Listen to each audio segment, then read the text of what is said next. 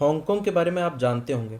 वो चाइना का एक स्पेशली एडमिनिस्ट्रेटेड रीजन है साउदर्न चाइना में, जो कि उसके साउदर्न चाइना कोस्ट पे है। वो सिंजन प्रोविंस के बाद 1841 से लेकर के 1842 के बीच में ओपियम वॉर्स हुआ था ब्रिटिशर्स का किंग डायनेस्टी के साथ। तो उसमें हांगकांग को जीता था ब्रिटिशर्स ने।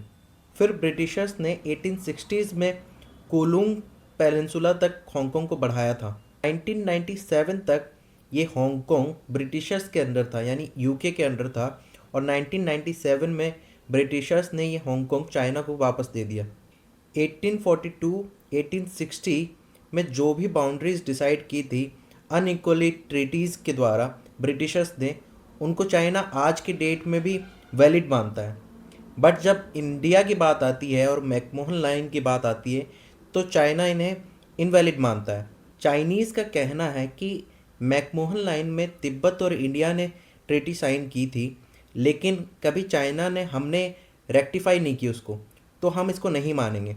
और चाइनीज़ एक और लॉजिक देते हैं कि हमने जब रेक्टिफाई नहीं की और ब्रिटिश के की हुई किसी भी तरह की ट्रीटी और बाउंड्री को हम नहीं मानेंगे, क्योंकि तिब्बत हमारा इंटीरियर पार्ट रहा है चाइना का। बट अभी मैंने आपको जस्ट बताया कि वही चाइनीज़ कॉलोनियल बाउंड्री को हांगकांग के मान रहे हैं जो ब्रिटिशर्स ने डिसाइड किया था। तो ये बात सिर्फ कॉलोनियल बाउंड्री की नहीं है या ब्रिटिशर्स की नहीं है कि उन्होंने ब्रिटिशर्स ने डिसाइड किया था इसलिए चाइनीज़ नहीं मान रहे।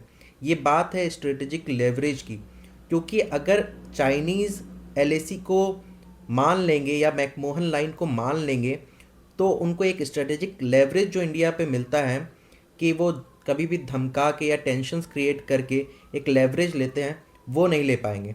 इसीलिए चाइनीज़ आज के डेट में भी मैकमोहन लाइन को या एक परमानेंट सॉल्यूशन निकालने पे राजी नहीं है।